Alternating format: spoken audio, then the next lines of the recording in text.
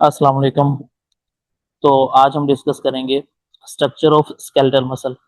तो last lecture में हमने स्केलेटल मसल के बारे में पढ़ा था कि स्केलेटल मसल जो है ये वो मसल्स होते हैं जो हमारी बोन के साथ कनेक्टेड होते हैं। फॉर एग्जांपल ये हमारे पास एक स्केलेटल मसल है और ये हमारी बोन के साथ कनेक्टेड है।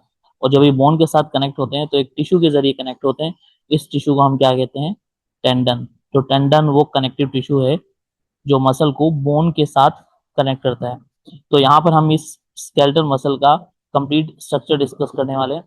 तो सबसे पहले हम देखते हैं कि हमारे पास एक बोन है यहाँ पर इस डायग्राम में। बोन के साथ एक मसल यहाँ पर अटैच है जो एक स्केलेटल मसल है। यहाँ पर ये कनेक्टिव टिश्यू है जो टेंडन कहलाता है। अब इस स्केलेटल मसल को हम यहाँ पर यूँ सेंटर से कट करके यहाँ पर यूँ ऑब्जर्व करते हैं। तो ये हमारे पास एक पूरा स्केलेटल मसल है। अब अगर गौर से ऑब्जर्व करेंगे तो इस स्केलेटल मसल के ऊपर एक कवरिंग पाई जाती है। इस कवरिंग को हम नाम देते हैं एपीमाइसियम। तो एपीमाइसियम क्या कहलाती है? Overall covering of muscle. Muscle के ऊपर जो एक मेन कवरिंग है जो इसको प्रोटेक्ट कर रही है, इस कवरिंग का नाम है एपीमाइसियम। तो मसल के ऊपर वाली कवरिंग क्या कहलाती है? एपीमाइसियम कहलाती है। इस एपीमाइसियम के अंदर या फिर मसल के अंदर बहुत सारे इस तरह के हमें राउंड राउंड से बंडल्स नजर आ रहे हैं। ये जो मसल फाइबर के बंडल्स हैं, ये जो राउंड राउंड से बंडल्स नजर आ रहे हैं, ये सारे बंडल्स कहलाते हैं मसल फाइबर बंडल्स। इन मसल फाइबर बंडल्स को फैसिकल भी कहा जाता है। इन मसल फाइबर बंडल को क्या कहते हैं? फैसिकल कहते हैं।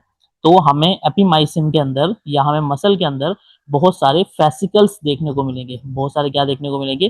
फैसिकल्स। और इस एक फैसिकल को अगर हम ऑब्जर्व करेंगे तो इस फैसिकल को जब हम ऑब्जर्व करेंगे तो इस फेसिकल के सराउंडिंग में ऊपर भी एक कवरिंग पाई जाती है और इस कवरिंग को हम नाम देते हैं पेरीमाइसियम। तो हमने ये देखा कि हमारे मसल था, मसल के ऊपर वाली कवरिंग क्या कहलाती है? एपीमाइसियम। इस एपीमाइसियम के अंदर बहुत सारे फेसिकल्स थे। फेसिकल्स, एक फेसिकल हमने बाहर निकाला, उस फेसिकल के ऊपर एक कवरिंग पाई जाती है जो कहलाती है पेरीमाइसियम। और इस पेरीमाइसियम के अंदर या फिर हम ये कह सकते हैं कि फेसिकल के अंदर बहुत सारे राउंड राउंड से फाइबर्स पाए जाते हैं जिन्हें हम नाम देते हैं मसल फाइबर। जिन्हें क्या नाम दिया जाता है? Muscle fibre. इस मसल फाइबर के ऊपर भी एक कवरिंग है। इस मसल फाइबर के ऊपर भी एक प्रोटेक्टिव कवरिंग है। उस कवरिंग का नाम होता है एंडोमाइसियम। एंडोमाइसियम। तो ये तीन कवरिंग्स हैं और ये तीन इस तरह से स्ट्रक्चर है स्केलेटल मसल में। तो हम यहाँ पर स्ट्रक्चर ऑफ स्केलेटल मसल में ये देखते हैं कि हमारे पास एक स्केलेटल मसल ये रहा। स्केलेटल मसल के ऊपर एक कवरिंग पाई जाती है जो कहलाती है एपीमाइसियम। इस एपीमाइसियम के अंदर या इस मसल के अंदर हमें बहुत सारे फेसिकल्स देखने को मिलते हैं और इन फेसिकल्स को हम कहते हैं muscle fibre bundles. Muscle fibre bundles या फेसिकल्स देखने को मिलते हैं। इन फेसिकल्स के ऊपर एक कवरिंग पाई जाती है जो कहलाती है पेरीमाइसियम। इस पेरीमाइसियम के अंदर या फेसिकल के अंदर बहुत सारे मसल फाइबर्स होते हैं और ये मसल फाइबर के ऊपर भी एक कवरिंग पाई जाती है जो कहलाती है एंडोमाइसियम।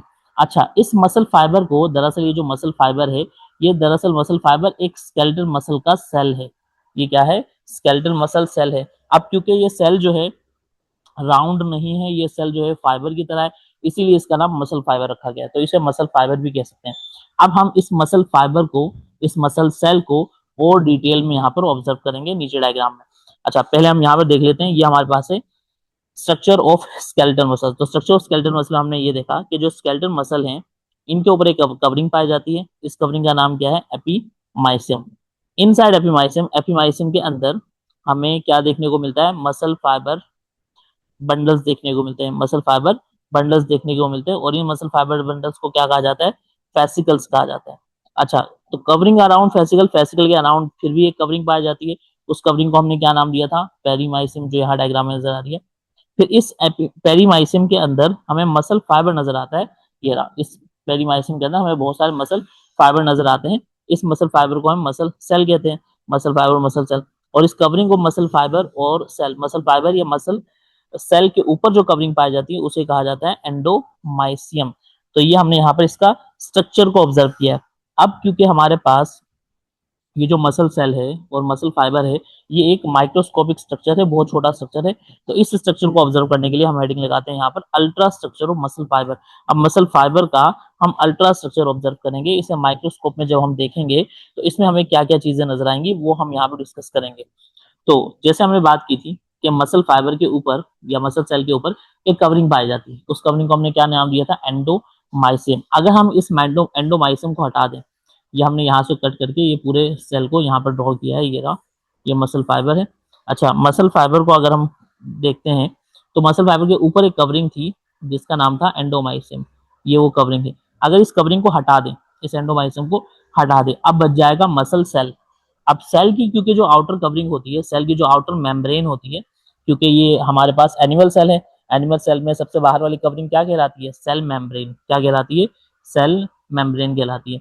तो एनिमल सेल की जो सेल मेम्ब्रेन है, इसी तरह मसल फाइबर की जो सेल मेम्ब्रेन है या मसल सेल की जो ये सेल मेम्ब्रेन है, इस सेल मेम्ब्रेन को नाम दिया जाता है सार्कोलेमा। इसे क्या कहा जाता है? सार्कोलेमा कहा जाता है। तो ये हमारे पास मसल फाइबर की सेल मेम्ब्रेन है जिसे हम नाम देते हैं सार्कोलेमा। इस सार्कोलेमा के अंदर का हिस्सा, जैसे कि सेल के अंदर का हिस्सा कहलाता है साइटोप्लाज्म, साइटोप्लाज्म, इसी तरह इस सार्कोलेमा के अंदर का हिस्सा कहलाता है सार्कोप्लाज्म। तो अगर ये क्वेश्चन आता है कि मसल सेल की जो आउटर मेम्ब्रेन है, आउटर कवरिंग की बात नहीं कर रहे हम, आउटर मेम्ब्रेन की बात कर रहे हैं, तो मसल सेल की जो मेम्ब्रेन है वो क्या कहलाती है? मसल सेल की मेम्ब्रेन कहलाती है sarcolemma. Cell membrane, cell membrane क्या कहलाती है? सार्कोलेमा कहलाती है। इसके अंदर का साइटोप्लाज्म क्या कहलाता है? सार्कोप्लाज्म कहलाता है। तो यहाँ हम ये डिस्कस करेंगे मसल फाइबर का स्ट्रक्चर इन दो हेडिंग से। एक यहाँ पर हेडिंग लगी हुई है, देखो, ultra structure of muscle fibre में ए सार्कोलेमा यानी जो सेल मेम्ब्रेन, और दूसरा बी यानी सार्कोप्लाज्म जो अंदर का पोर्शन है। अब पहले हम सार्कोलेमा की बात करते हैं। अब सार्कोलेमा के बारे में यहाँ पर हमने दो चीजें ऑब्जर्व करनी है कि सार्कोलेमा वैसे तो हमें यूं स्ट्रेट नजर आ रही है, स्ट्रेट नजर आ रही है, लेकिन इस सार्कोलेमा के अंदर की तरफ कुछ ट्यूब्स होती हैं, अंदर की तरफ कुछ ट्यूब्स होती हैं जो अंदर जा रही होती हैं। इन ट्यूब्स को ये जो अंदर की तरफ ये सार्कोलेमा अंदर की तरफ इनवेजिनेट हो रही है। अच्छा, सार्कोलेमा वैसे तो क्या है, हमने देखा यहाँ पर स्ट्रेट नजर आ रही है, लेकिन कुछ जगह से सार्कोलेमा अंदर की तरफ कर्व हुई हुई होती है, अंदर की तरफ इन्वेजिनेट हो जाती है। इन्वेजिनेट कहते हैं अंदर की तरफ यानी कर्व होने को। तो ये अंदर की तरफ जो कर्व होगी वो वापस आ रही है, जिसकी वजह से इस तरह की ट्यूब्स बन जाती हैं। इन ट्यूब्स को हम नाम देते हैं टी ट्यूब्स।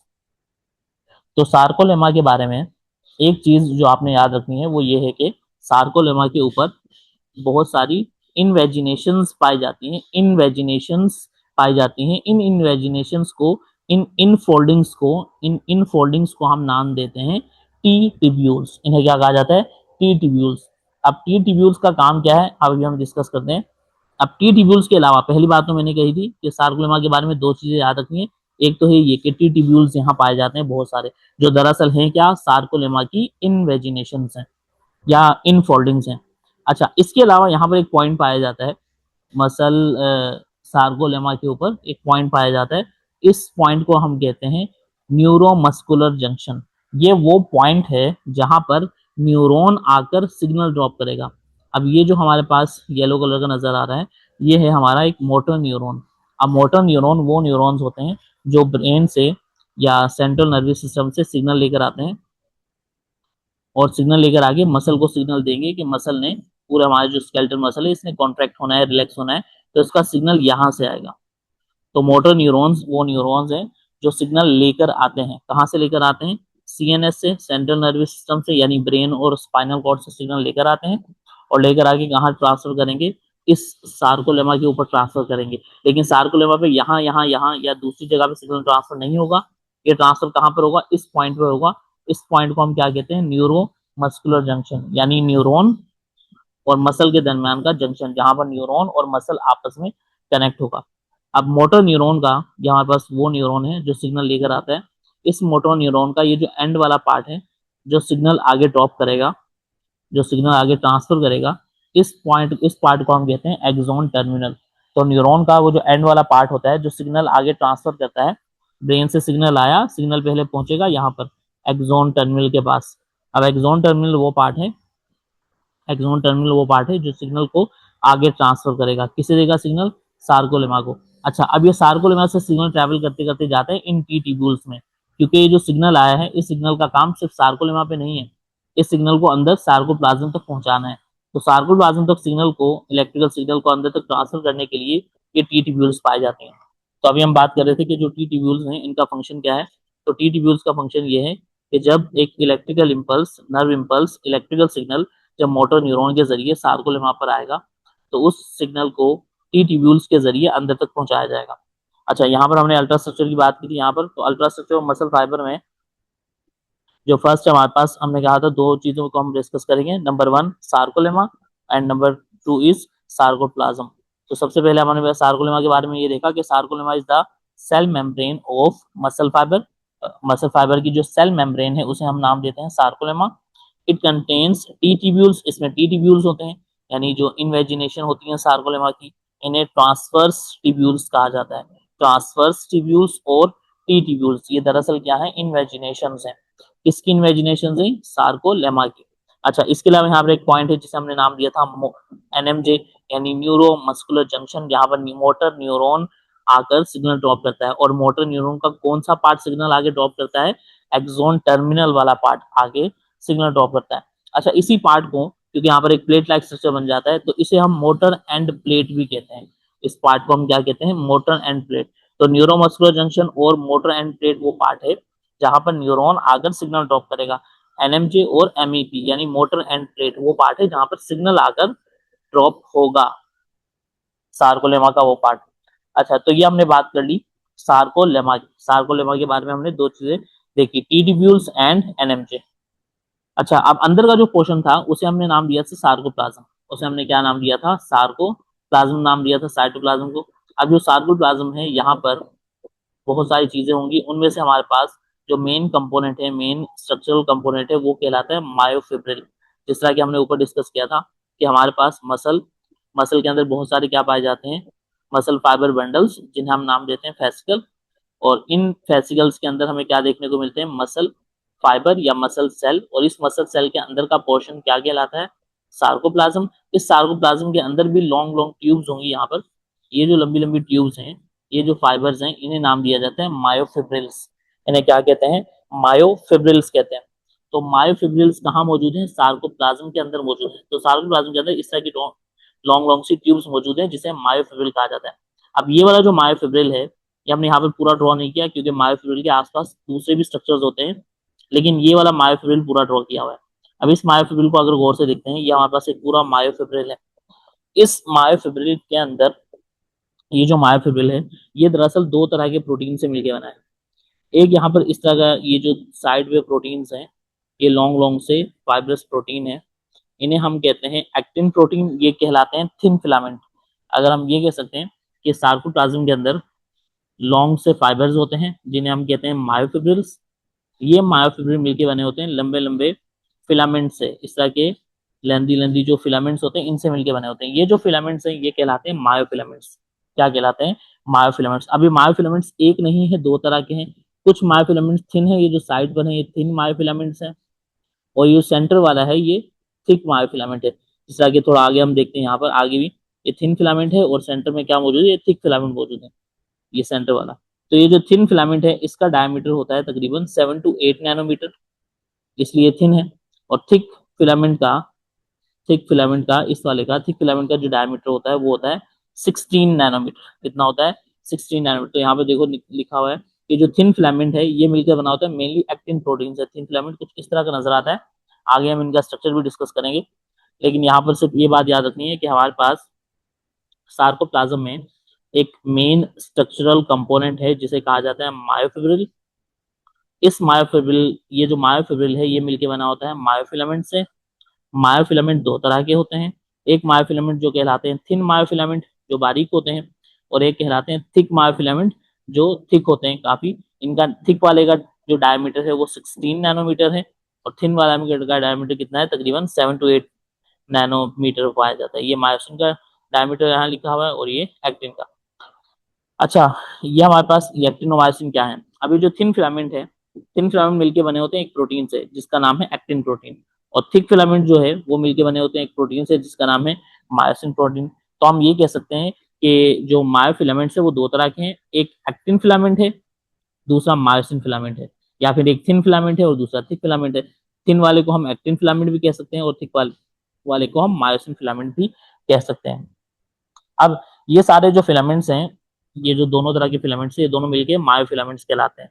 तो क्वेश्चन ये आता है कि the muscle is composed of many, muscle is composed of many, muscle बहुत सारे किन चीजों से मिलके बना हुआ है। तो muscle is composed of many fascicle, muscle बहुत सारे किससे मिलकर बना है, फेसिकल से, या फिर फेसिकल को हम क्या कहते हैं, मसल फाइबर बंडल्स।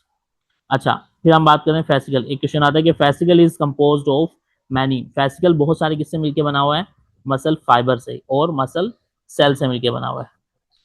एंड अच्छा, इसके बाद आता है मसल सेल और muscle fibre contains many myofibril, muscle fibre और मसल सेल के अंदर, यहाँ पर गौर से ऑब्जर्व करोगे, यहाँ डॉट डॉट से स्ट्रक्चर है अंदर, ये जो डॉट डॉट से स्ट्रक्चर है ये दरअसल ये है। तो मसल सेल या मसल फाइबर बहुत सारे किससे मिलके बना है, मायोफिब्रिल्स से मिलके बना होता है। और मायोफिब्रिल्स किससे मिलके बना है, मायोफिब्रिल मिलके बना है मायोफिलामेंट से। किससे मिलके बना है, मायोफिलामेंट। क्या सारे मायोफिलामेंट सेम तरह के, नहीं, मायोफिलामेंट दो तरह के हैं। एक मायोफिलामेंट जो थिक मायोफिलामेंट कहलाते हैं, और एक जो है वो थिन कहलाते हैं, और एक थिक कहलाते हैं। थिक वाले का 16 नैनोमीटर डायमीटर है और थिन वाले का 7 to 8 नैनोमीटर डायमीटर है। इनकी लेंथ, इनकी जो डायमीटर है वो याद रखना है। अच्छा, ये जो थिन थिक फिलामेंट है, इनकी अरेंजमेंट गौर से देखनी है कि हमारे पास साइड पर थिन फिलामेंट्स होते हैं और सेंटर में थिक फिलामेंट पाया जाता है, कुछ इस तरह से।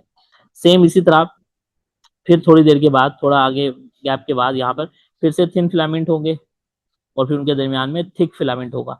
अच्छा, अब क्योंकि यहाँ भी थिन फिलामेंट है, यहाँ भी थिन फिलामेंट है, अब ये जो दो थिन फिलामेंट, इनको सेपरेट करने की यहाँ पर एक सेंटर में लाइन पाई जाती है। यहाँ पर एक सेंटर में लाइन पाई जाती है जिसे हम नाम देते हैं जेड लाइन।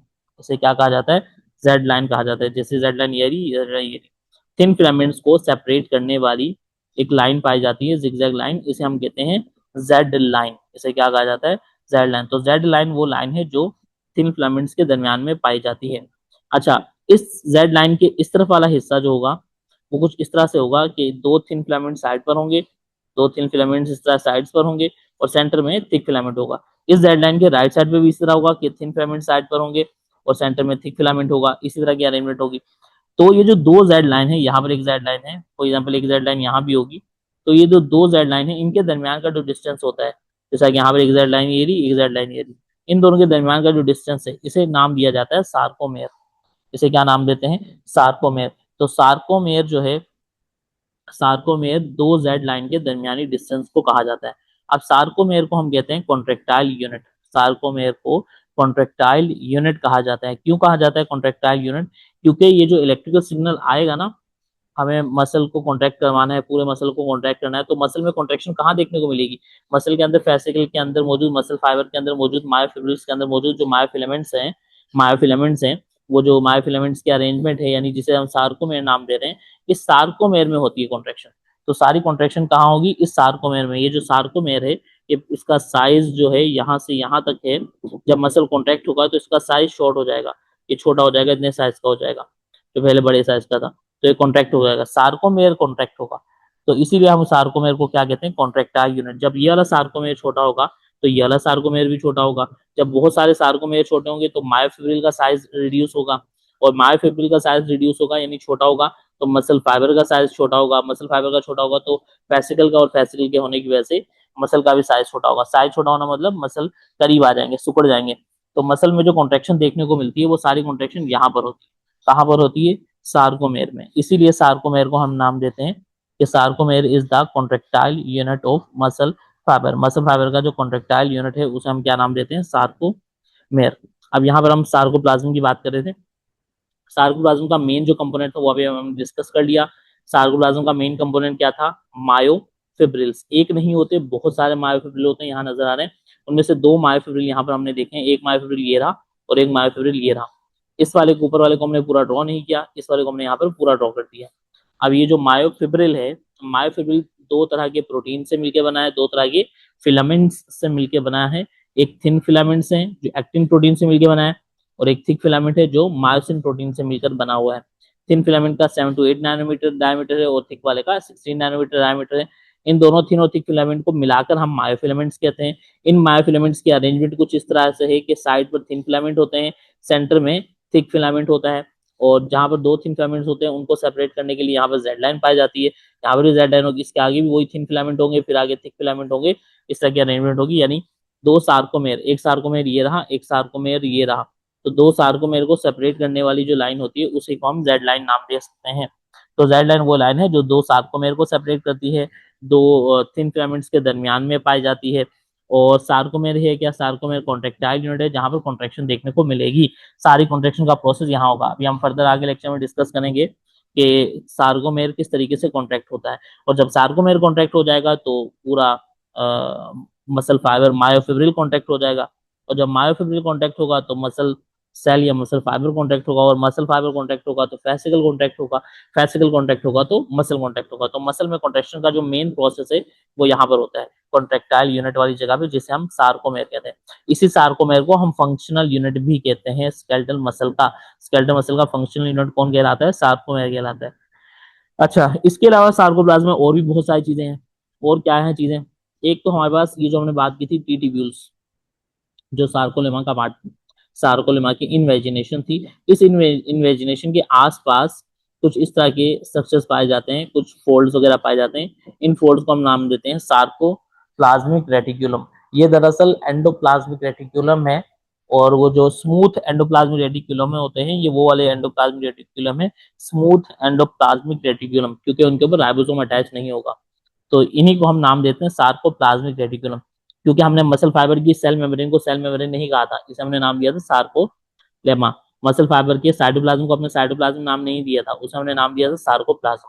इसी तरह मसल फाइबर के स्मूथ एंडोप्लाज्मिक रेटिकुलम को हम स्मूथ एंडोप्लाज्मिक रेटिकुलम नहीं कहेंगे, बल्कि हम उसे कहेंगे सार्कोप्लाज्मिक रेटिकुलम। अब इस सार्कोप्लाज्मिक रेटिकुलम का फंक्शन क्या है, ये सार्कोप्लाज्मिक रेटिकुलम प्रेजेंट होते हैं टी ट्यूब्यूल्स की सराउंडिंग में। इनके अंदर पाए जाते हैं कैल्शियम आयंस। इनके अंदर क्या पाए जाते हैं, कैल्शियम आयंस पाए जाते हैं। इनका काम है कैल्शियम को स्टोर करके रखना। इनका काम क्या है, कैल्शियम को स्टोर करके रखना। जब ये सार्कोमेर कॉन्ट्रैक्ट होगा, इस सार्कोमेर की कॉन्ट्रैक्शन के लिए कैल्शियम चाहिए होता है। तो सार्कोमेर की कॉन्ट्रैक्शन के लिए कैल्शियम चाहिए होगा, वो कहाँ से आएगा, वो इस सार्कोप्लाज्मिक रेटिकुलम से निकल कर आएगा। ये सार्कोप्लाज्मिक रेटिकुलम क्यों कैल्शियम निकालेगा, क्योंकि इसे सिग्नल मिलेगा कहाँ से, टी ट्यूब्यूल से। और हमने बात की थी टी ट्यूब्यूल में सिग्नल कहाँ से आएगा, सार्कोलेमा से आएगा। सार्कोलेमा में कहाँ से आएगा, इस न्यूरोमस्कुलर जंक्शन में मौजूद एक्सोन टर्मिनल की वजह से आएगा, न्यूरॉन से आएगा। तो जब न्यूरॉन से सिग्नल आता है, सिग्नल यूं आएगा, यूं टी ट्यूब्यूल में जाएगा, यूं सार्कोलेमा में जाएगा, टी ट्यूब्यूल में जाएगा, इसे मिलेगा सार्कुलर रेडिकुलम को, और यहाँ से फिर कैल्शियम रिलीज होगा। और कैल्शियम रिलीज होकर क्या करवाएगा, सार्कोमेयर्स को कॉन्ट्रैक्ट करवाएगा। अच्छा, अब यहाँ पर जब कैल्शियम बाहर मौजूद होगा, जब इस कैल्शियम को दोबारा पिक करके अंदर डालना होगा, यानी इसके अंदर पिक करके इसमें डालना होगा दोबारा से सार्कोप्लाज्मिक रेटिकुलम में, तो ये काम करेगा सीपी। सीपी यानी कैल्शियम पंप। तो यहाँ पर कैल्शियम पंप मौजूद होता है, यहाँ पर प्रोटीन होता है जिसका काम होता है कैल्शियम को पिक करके, इस कैल्शियम को पिक करके कहाँ ड्रॉप करवाना, इस सार्कोप्लाज्मिक रेटिकुलम के अंदर ड्रॉप करवाना। तो सार्कोप्लाज्मिक रेटिकुलम के अंदर कैल्शियम को खींच कर अंदर डालने का काम किसका है, कैल्शियम पंप का है। और कैल्शियम पंप है, पंप जो होता है वो कौन सी मूवमेंट करवाता है, पैसिव मूवमेंट करवाता है, और एक्टिव मूवमेंट करवाता है। एक्टिव मूवमेंट यानी लो कंसंट्रेशन से हाई कंसंट्रेशन की तरफ, यानी बाहर कैल्शियम कम होगा, अंदर कैल्शियम ज्यादा होगा, तो इस बाहर वाली कैल्शियम को पिक करके कैल्शियम पंप अंदर पुट करवाएगा। तो ये यहाँ पर एक्टिव ट्रांसपोर्ट करवाएगा। अच्छा, इसके अलावा यहाँ पर हमने बात करी ये सार्कोप्लाज्मिक रेटिकुलम की, इसका ये कहाँ मौजूद होते हैं, टी ट्यूब्यूल्स के सराउंडिंग में। इनका काम क्या है, कैल्शियम को स्टोर करना और कैल्शियम को रिलीज करवाना। इसके अलावा ये जो सार्कोप्लाज्म है, इस सार्कोप्लाज्म के अंदर बहुत सारे न्यूक्लियस पाए जाएंगे, एक दो तीन, क्योंकि हमने पढ़ा था कि जो स्केलेटल मसल फाइबर होता है वो मल्टी न्यूक्लिएटेड होता है, यानी इसमें बहुत सारे न्यूक्लियस पाए जाते हैं, एक न्यूक्लियस नहीं होता, ये मल्टी न्यूक्लिएटेड सेल होता है। तो सार्कोप्लाज्म में हमने देखा ये एक दो तीन बहुत सारे न्यूक्लियस वगैरह मौजूद हैं। अच्छा, इसके न्यूक्लियस जो होते हैं सेंटर में नहीं होते, इसकी पेरिफेरी पे होते हैं, साइड्स पर होते हैं। सही, इसके न्यूक्लियस होगा साइड्स पर होंगे, किनारे पे होते हैं, सेंटर में नहीं पाए जाते। सेंटर में क्योंकि मायोफिब्रिल्स वगैरह होते हैं। अच्छा, इसके अलावा यहाँ पर बहुत सारे माइटोकॉन्ड्रिया वगैरह होंगे जो एनर्जी वगैरह प्रोड्यूस करने के करेंगे। सही है, तो ये सारे स्ट्रक्चर वगैरह यहाँ पाए जाते हैं। इसके अलावा यहाँ पर जो ग्रीन ग्रीन से डॉट नजर आ रहे हैं, ये दरअसल रेड कलर के डॉट हैं। ये जो रेड कलर के डॉट्स यहाँ पर मौजूद हैं, यहाँ पर ये रेड कलर के डॉट्स होते हैं, ये रेड कलर के यहाँ पर मौजूद है। ये रेड कलर का एक पिगमेंट है जिसका नाम है मायोग्लोबिन। यहाँ पर एक रेड कलर का पिगमेंट है जिसका नाम है मायोग्लोबिन। और मायोग्लोबिन जो है यहाँ पर ऑक्सीजन स्टोर करता है, क्योंकि माइटोकॉन्ड्रिया जब ग्लूकोज का ब्रेकडाउन करेगा एनर्जी प्रोड्यूस करने के लिए उसे चाहिए ऑक्सीजन गैस। अब ऑक्सीजन गैस कहाँ से मिलेगी, यहाँ पर आसपास ब्लड वेसल्स भी होती है उनके जरिए, लेकिन अगर ऑक्सीजन ब्लड वेसल से ना मिल पाई तो अंदर भी ऑक्सीजन स्टोर करके रखनी होती है। तो सार्कोप्लाज्म के अंदर एक ऐसा पिगमेंट भी मौजूद है जिसका नाम है मायोग्लोबिन, जो ऑक्सीजन को स्टोर करता है। इसका काम क्या है, ऑक्सीजन को स्टोर करके रखना। अब एक मायोग्लोबिन का मॉलिक्यूल कितनी ऑक्सीजन स्टोर करता है, तो एक मायोग्लोबिन सिर्फ 1 ऑक्सीजन का ऑक्सीजन का मॉलिक्यूल जो है, ऑक्सीजन का मॉलिक्यूल होता है उसे स्टोर करके रखता है। तो एक ऑक्सीजन को स्टोर करके रखेगा, एक मायोग्लोबिन। एक दूसरा भी पिगमेंट होता है जिसे हम हीमोग्लोबिन कहते हैं। हीमोग्लोबिन जो रिस्पायरेशन वाले चैप्टर में आप डिस्कस करेंगे। हीमोग्लोबिन जो होता है, एक हीमोग्लोबिन 4 ऑक्सीजन को पिक करता है, 4 ऑक्सीजन के मॉलिक्यूल को पिक करके रखता है, और वो ब्लड में पाया जाता है, ऑक्सीजन की ट्रांसपोर्ट करवाता है। ये मायोग्लोबिन यहाँ पर ऑक्सीजन की ट्रांसपोर्ट नहीं करवा रहा, ये ऑक्सीजन को स्टोर कर रहा है। इसका काम क्या है, ऑक्सीजन को स्टोर करके रखना। अच्छा, तो हमने यहाँ पर बहुत सारी चीजों को डिस्कस कर लिया। अब ये सारी चीजें यहाँ पर लिखी हुई हैं। तो हमने सबसे पहले अल्ट्रा स्ट्रक्चर में सार्कोलेमा का डिस्कस किया था। सार्कोलेमा सेल मेम्ब्रेन थी जिसमें टी ट्यूब्यूल्स और न्यूरोमस्कुलर जंक्शन था। फिर हमने बात की सार्कोप्लाज्म की। सार्कोप्लाज्म जो था साइटोप्लाज्म होता है मसल सेल का। इस सार्कोप्लाज्म के अंदर पाए जाते हैं मायोफिब्रिल्स। ये रहे मायोफिब्रिल्स। मायोफिब्रिल किससे मिलकर बने होते हैं, मायोफिलामेंट से। मायोफिलामेंट कितने टाइप के होते हैं, एक एक्टिन फिलामेंट यानी थिन, और एक मायोसिन फिलामेंट यानी थिक। फिर इसके अलावा हमने बात की यहाँ पर स्मूथ एंडोप्लाज्मिक रेटिकुलम है, यानी ये वो सार्कोप्लाज्मिक रेटिकुलम है, एसआर। इस एसआर का फंक्शन क्या है, कैल्शियम को स्टोर करके रखना। इसके अलावा यहाँ पर कैल्शियम पंप है जो कैल्शियम की क्वांटिटी को मेंटेन करके रखता है एसआर में। इसके अलावा यहाँ पर न्यूक्लियाई है। न्यूक्लियाई मतलब ज्यादा न्यूक्लियस है, तो न्यूक्लियाई वगैरह यहाँ पाए जाते हैं। फिर माइटोकॉन्ड्रिया पाए जाते हैं, न्यूमरस बहुत सारे माइटोकॉन्ड्रिया होंगे जो ग्लूकोज का ब्रेक डाउन करके एनर्जी वगैरह प्रोड्यूस कर रहे होंगे। फिर यहाँ मौजूद होगा मायोग्लोबिन जो ऑक्सीजन को स्टोर करके रखेगा। तो ये सारी चीजें सार्कोप्लाज्म के अंदर पाई जाती हैं। तो यहाँ पर हम डिस्कस किया है स्ट्रक्चर ऑफ स्केलेटल मसल। इसके बाद हमने ultra structure of muscle fibre को डिस्कस किया। अब फर्दर हम आगे डिस्कस करेंगे कि इसकी कॉन्ट्रेक्शन किस तरह से होती है, कि किस तरीके से ये सार्कोमेयर कॉन्ट्रैक्ट होगा, किस तरीके से सार्कोमेयर का साइज जो है शॉर्ट होगा। हमने बात की ना, सार्कोमेयर का साइज छोटा हो जाता है। ये जेड लाइन जो दूर दूर है, ये जेड लाइन यहाँ से कॉन्ट्रैक्ट होकर करीब आ जाती है, छोटा हो जाता है सार्कोमेयर। तो सार्कोमेयर छोटा किस तरीके से होगा ये हम अगले लेक्चर में डिस्कस करेंगे। अभी फिलहाल इस पूरे को हम दोबारा से रिवाइज कर लेते हैं। तो हमने ये देखा कि जो स्ट्रक्चर ऑफ स्केलेटल मसल में, कि हमारे पास स्केलेटल मसल वो मसल होते हैं जो बोन के साथ अटैच होते हैं एक टिश्यू के जरिए, जिसका नाम क्या है, टेंडन। इस मसल के ऊपर एक कवरिंग पाई जाती है जिसका नाम होता है एपिमाइसियम। मसल के अंदर बहुत सारे मसल फाइबर बंडल्स होते हैं जिन्हें हम कहते हैं फेसिकल। फेसिकल के ऊपर एक कवरिंग होती है जो कहलाती है पेरीमाइसियम। इस पेरीमाइसियम के अंदर या फेसिकल के अंदर बहुत सारे मसल फाइबर्स होते हैं। मसल फाइबर को ही हम मसल सेल कहते हैं। मसल सेल के ऊपर या मसल फाइबर के ऊपर एक कवरिंग पाई जाती है जिसे एंडोमाइसियम कहा जाता है। मसल फाइबर ही दरअसल मसल सेल है, तो सेल की एक सेल मेम्ब्रेन होगी। तो सेल, इस सेल की, मसल सेल की जो मेम्ब्रेन है उसे नाम दिया जाता है सार्कोलेमा। जो मसल सेल का साइटोप्लाज्म है उसे नाम दिया जाता है सार्कोप्लाज्म। सार्कोलेमा जो है दरअसल सेल मेम्ब्रेन है, किसकी, मसल सेल की। इस सेल मेम्ब्रेन के बारे में दो बातें मैंने कही थी। एक, यहाँ टी ट्यूब्यूल्स होती हैं, सार्कोलेमा की इन्वेजिनेशन है, सार्कोलेमा की इनफोल्डिंग्स हैं, इन्वेजिनेशन हैं जिन्हें कहा जाता है टी ट्यूब्यूल्स, ट्रांसवर्स ट्यूब्यूल्स। और दूसरा यहाँ पर एक पॉइंट है जो कहलाता है एनएमजे, न्यूरोमस्कुलर जंक्शन या मोटर एंड प्लेट, जिसका काम है मोटर न्यूरॉन से सिग्नल रिसीव करना। अब मोटर न्यूरॉन का हर एक पार्ट सिग्नल ट्रांसफर नहीं करता, मोटर न्यूरॉन का एक पार्ट सिग्नल ट्रांसफर करता है आगे, उस पार्ट को हम कहते हैं एक्सॉन टर्मिनल। तो एक्सॉन टर्मिनल से जो सिग्नल आएगा, मोटर न्यूरॉन के एक्सॉन टर्मिनल से सिग्नल आएगा तो एनएमजे पर आएगा, एनएमजे वाले पार्ट से सार्कोलेमा में जाएगा, सार्कोलेमा से टी ट्यूब्यूल्स के अंदर जाएगा और टी ट्यूब्यूल्स के अंदर जाएगा सार्कोप्लाज्मिक रेटिकुलम के पास। अच्छा, अब अंदर क्या मौजूद है सार्कोप्लाज्म में, सार्कोप्लाज्म में मौजूद है मायोफिब्रिल। मायोफिब्रिल जो है इस तरह के लॉन्ग लॉन्ग से फाइबर होते हैं। मायोफिब्रिल किससे मिलकर बने होते हैं, मायोफिलामेंट से। मायोफिलामेंट दो तरह के होते हैं, थिन और थिक।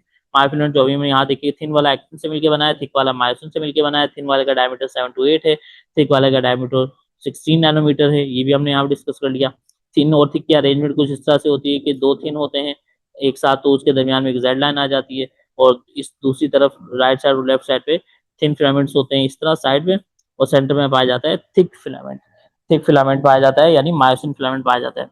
और ये दो थिन साइड पर और सेंटर में थिक फिलामेंट, और यहाँ पर जेड लाइंस होती हैं। तो जेड लाइन जो होती है सेपरेट कर रही होती हैं इन थिन फिलामेंट्स को। एक जेड लाइन से दूसरी जेड लाइन का दरमियान का डिस्टेंस सार्कोमेयर कहलाता है। और ये सार्कोमेयर दरअसल क्या है, कॉन्ट्रैक्टाइल यूनिट है। और सार्कोप्लाज्म में और भी चीजें थी, बहुत सारे न्यूक्लियस वगैरह थे, मल्टी न्यूक्लियाई, न्यूक्लियाई वगैरह पाए जाते हैं। फिर माइटोकॉन्ड्रिया बहुत सारे, यहाँ पर मायोग्लोबिन पाया जाता है जो ऑक्सीजन को स्टोर करके रखता है। इस मायोग्लोबिन की वजह से ही मसल जो है वो रेड कलर का नजर आ रहा होता है, क्योंकि जब ये ऑक्सीजन को अपने साथ कैरी करता है तो ये रेडिश कलर का हो जाता है। इसके अलावा यहाँ पर कैल्शियम पंप था जो कैल्शियम की क्वांटिटी को मेंटेन करेगा इसके अंदर। फिर एस आर होता है सार्कोप्लाज्मिक रेटिकुलम, जो कैल्शियम वगैरह को स्टोर करके रखते हैं। ये टी ट्यूब्यूल्स की सराउंडिंग में पाए जाते हैं। फिर न्यूक्लियाई, माइटोकॉन्ड्रिया और ये सारे स्ट्रक्चर यहाँ पर पाए जाते हैं। तो ये हमने डिस्कस किया स्ट्रक्चर ऑफ स्केलेटल मसल और ultra structure of skeletal muscle fibre. अब फर्दर हम डिस्कस करेंगे जो कॉन्ट्रैक्शन है इस मसल फाइबर की, स्केलेटल मसल की या मसल फाइबर की कॉन्ट्रैक्शन किस तरीके से होती है, किस तरीके से यहाँ सिग्नल ड्रॉप होगा, किस तरीके से ये पूरी जो सार्कोमेर है शॉर्ट होगा, ये हम नेक्स्ट लेक्चर में डिस्कस करेंगे।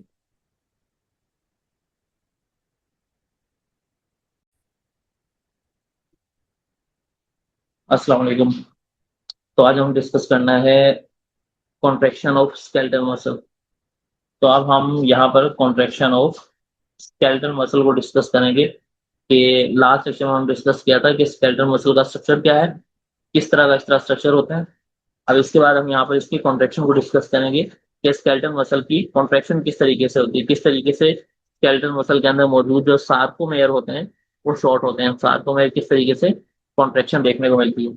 अच्छा, उससे पहले थोड़ा सा और स्ट्रक्चर को डिस्कस करने पड़ेगा जो हम यहाँ पर डिस्कस करेंगे, structure of actin and myosin.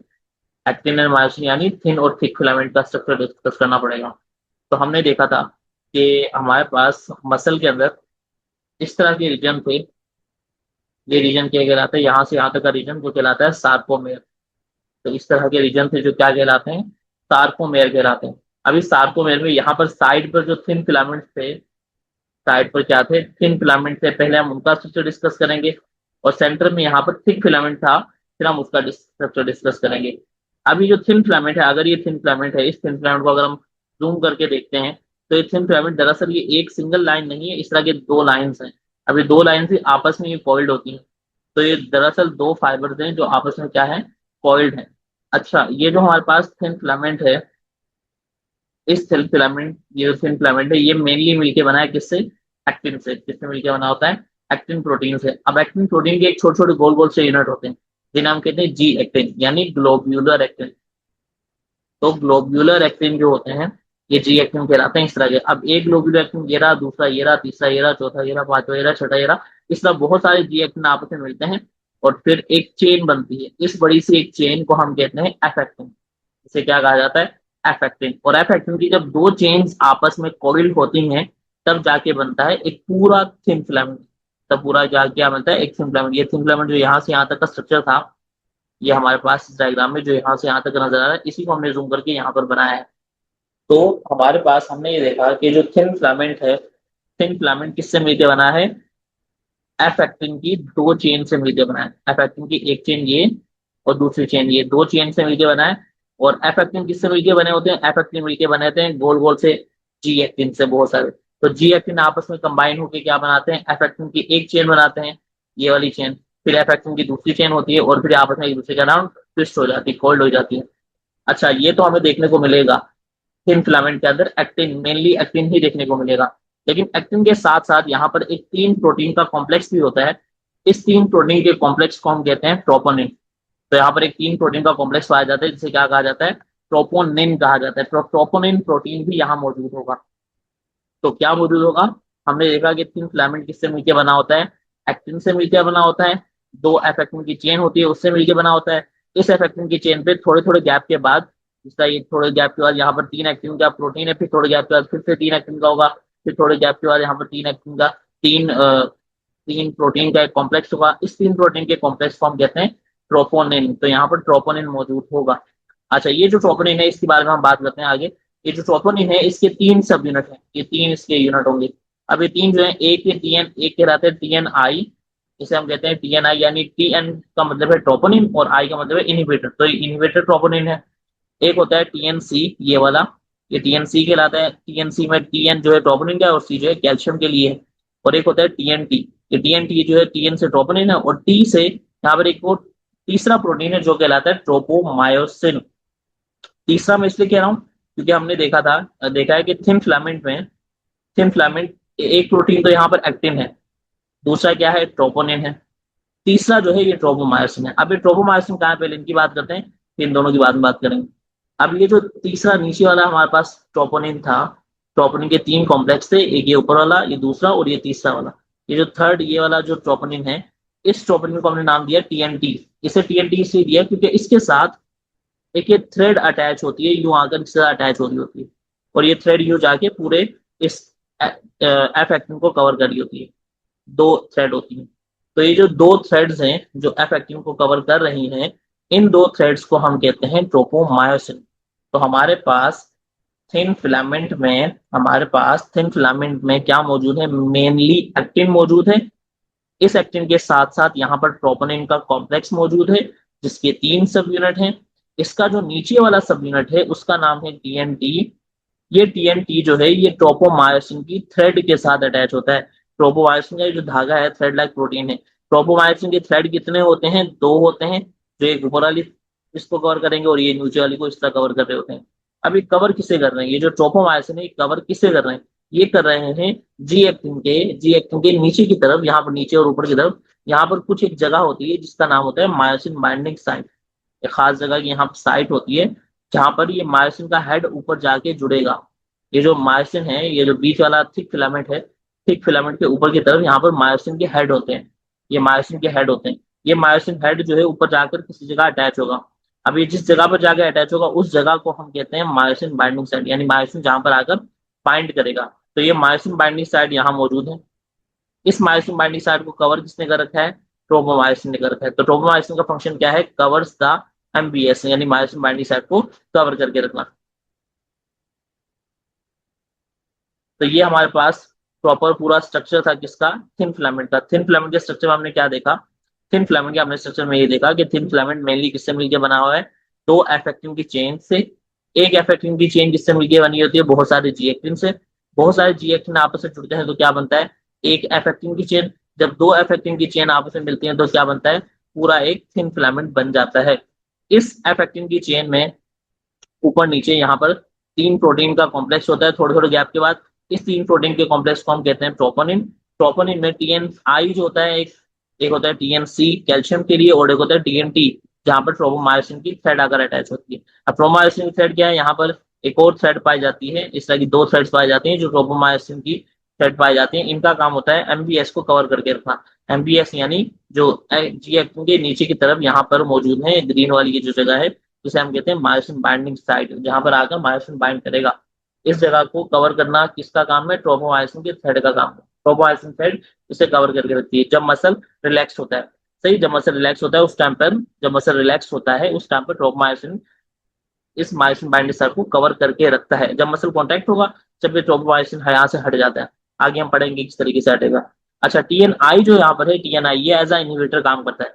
यानी इस एक्टिन को, ये जो एक्टिन है यहाँ पर थिन फिलामेंट है, इस थिन फिलामेंट को यहाँ पर एक दूसरा थिक फिलामेंट मौजूद है, इसके ऊपर भी एक थिक फिलामेंट मौजूद होगा। ये इनको आपस में जुड़ने नहीं देता। जब मसल रिलैक्स्ड होता है उस टाइम पर, जब मसल रिलैक्स्ड होता है उस टाइम पर ये जो थिक फिलामेंट है और थिन फिलामेंट है या एक दूसरे से दूर रहते हैं इस टीएनआई के काम करने की वजह से। तो टीएनआई जो है इनहिबिटर है, एक्टिन को मायोसिन से जुड़ने नहीं देता, यानी थिन को थिक से जुड़ने नहीं देता। और टीएमसी जो है यहाँ पर कैल्शियम के अटैचमेंट के लिए यहाँ पर आकर कैल्शियम अटैच होगा। अच्छा, जब ये यहाँ पर आकर कैल्शियम अटैच होगा तो ये पूरा ट्रोपोमायोसिन का जो पूरा स्ट्रक्चर है ट्रोपोनिन का, ये ट्रोपोनिन पूरा रोटेट होता है, इसमें रोटेशन देखने को मिलती है। आगे हम इसको डिस्कस करेंगे। अच्छा, ये हमने थिन फिलामेंट का देख लिया। अब इसके बाद है थिक फिलामेंट। थिक फिलामेंट जो है हमारे पास ये रहा। थिक फिलामेंट के अंदर इस तरह नीचे प्रोटीन होते हैं, इसका नीचे की तरफ फेब्रेस प्रोटीन होते हैं फाइबर लाइक, और इसका एक ऊपर ग्लोबुलर हेड होता है, ये हेड होता है। तो ये जो ग्लोबुलर हेड वाला पार्ट होता है मायोसिन प्रोटीन का, और मायोसिन प्रोटीन के यहाँ पर टेल्स होती हैं, इसे हम कहते हैं मायोसिन का हेड। इस मायोसिन के हेड में ऊपर की तरफ एक जगह होती है जो कहलाती है एक्टिन बाइंडिंग साइट, जो जाकर ये ऊपर जाकर जुड़ेगी, ऊपर जाके जुड़ेगी, ये जाकर ऊपर थिन वाले फिलामेंट के साथ जाकर अटैच होगी। तो ये जगह कहलाती है एबीएस, यानी एक्टिन के साथ बाइंड होने वाली जगह, एक्टिन बाइंडिंग साइट एबीएस। इसके अलावा यहाँ पर एक जगह होती है जो कहलाती है एटीपी बाइंडिंग साइट, जहां पर क्या अटैच होता है, एटीपी अटैच रहता है। तो देखो, नॉर्मली हमारे पास जो मायोसिन हेड है ना, मायोसिन हेड ये शिफ्ट डाउन होता है, नीचे की तरफ ड्रिल डाउन रहता है जब तक यहाँ पर एटीपी बड़ा होता है। जैसे ही इसका एटीपी टूटेगा, जैसे ही इसका एटीपी टूटेगा, मायोसिन हेड जो है जो नॉर्मली जो है myosin head you till down रहता है, नीचे की तरफ डाउन रहता है। और जैसे ही इसका एटीपी टूटता है तो ये मायोसिन हेड यूं इरेक्ट हो जाता है, ऊपर की तरफ आ जाता है। और जब ये एटीपी के जो टूटी हुई चीजें वापसी मतलब हटती हैं, तो ये मायोसिन का हेड इस तरफ भी शिफ्ट हो जाता है, दूसरा मूव होता है। तो इसकी जो है मायोसिन के हेड की मूवमेंट याद रखोगे। मायोसिन हेड की मूवमेंट क्या है, पहले मायोसिन का हेड यूं रहेगा, पहले मायोसिन का हेड, सॉरी यूं नहीं, मायोसिन का हेड थोड़ा यूं रहेगा, शिफ्ट डाउन रहेगा। जैसे एटीपी टूटेगा ये थोड़ा इरेक्ट होगा, फिर इसके बाद ये लेफ्ट साइड में यूं मूव कर जाएगा। तो मायोसिन हेड की मूवमेंट भी याद रखनी है, आगे काम आएगी। तो यहाँ पर हमने ये देखा एक्टिन और मायोसिन का स्ट्रक्चर, यानी थिन और थिक फिलामेंट का structure, thin and thick filament का स्ट्रक्चर यहाँ पर हमने देखा। थिन फिलामेंट का हमने स्ट्रक्चर में ये देखा कि जो थिन फिलामेंट है वो किससे मिलकर बना हुआ है, दो एफ एक्टिन की चेन से। एक एफ एक्टिन की चेन ये ऊपर वाली है और एक ये नीचे वाली है। अब एक एफ एक्टिन की चेन किससे मिलकर बनी है, बहुत सारे जी एक्टिन से मिलकर बनी है, यानी जी एक्टिन आपस में जुड़ते हैं तो एक एफ एक्टिन की चेन बनती है, फिर इसी तरह दूसरी चेन बनती है, ये दोनों चेन आपस में कोइल्ड होती हैं, तब जाके क्या बनता है, एक कंप्लीट दो एफ एक्टिन की चेन बनती है, उससे बनता है एक थिन फिलामेंट। अच्छा, इस एफ एक्टिन की चेन में एक्टिन तो मौजूद ही है, जी एक्टिन मौजूद है बहुत सारे, लेकिन इस एक्टिन के साथ से यहाँ पर तीन प्रोटीन का एक अलग कॉम्प्लेक्स भी है। इस प्रोटीन के कॉम्प्लेक्स को टीएन ट्रोपोनिन कहा जाता है। इसका जो एक पार्ट है इसे टीएन आई कहा जाता है, जो एज अ इन्हिबिटर काम करता है, एक्टिन को मायोसिन से जुड़ने नहीं देता। एक टीएन सी होता है जो कैल्शियम की अटैचमेंट के लिए है, और एक टीएन टी होता है जो ट्रोपोमायोसिन की थ्रेड की अटैचमेंट के लिए होता है। क्योंकि एफ एक्टिन के ऊपर सिर्फ ये ट्रोपोनिन मौजूद नहीं है, बल्कि दो थ्रेड भी हैं, दो प्रोटीन की थ्रेड भी हैं, जिनका नाम है ट्रोपोमायोसिन। ट्रोपोमायोसिन थ्रेड भी है जो जाकर इस टीएनटी से आकर अटैच होती हैं। इस ट्रोपोमायोसिन का काम होता है मायोसिन बाइंडिंग साइट को कवर करके रखना। मायोसिन बाइंडिंग साइट क्या है, एक्टिन के नीचे की तरफ कुछ मौजूद जगह होती है जहां पर ये मायोसिन का हेड जाकर अटैच होता है। मायोसिन का हेड जहां पर जाके ऊपर अटैच होगा उस जगह को कहते हैं मायोसिन बाइंडिंग साइट, उसे कवर करके रखना इसका काम है। इसके कवर करके रखना इस ट्रोपोमायोसिन की थ्रेड का काम है। अच्छा, फिर हमने मायोसिन फिलामेंट की या थिक फिलामेंट की बात की। थिक फिलामेंट यहाँ पर टेल होती है, यहाँ पर इसका हेड वाला पार्ट, टेल, और यहाँ पर हेड वाला पार्ट। हेड वाले पार्ट में एक एक्टिन बाइंडिंग साइड है जो एक्टिन से जाके बाइंड करेगी, और यहाँ पर एक एटीपी बाइंडिंग साइड है जहाँ पर नॉर्मल एटीपी मौजूद होता है। अच्छा, ये हमने पूरा इसका स्ट्रक्चर डिस्कस किया एक्टिन और मायोसिन का।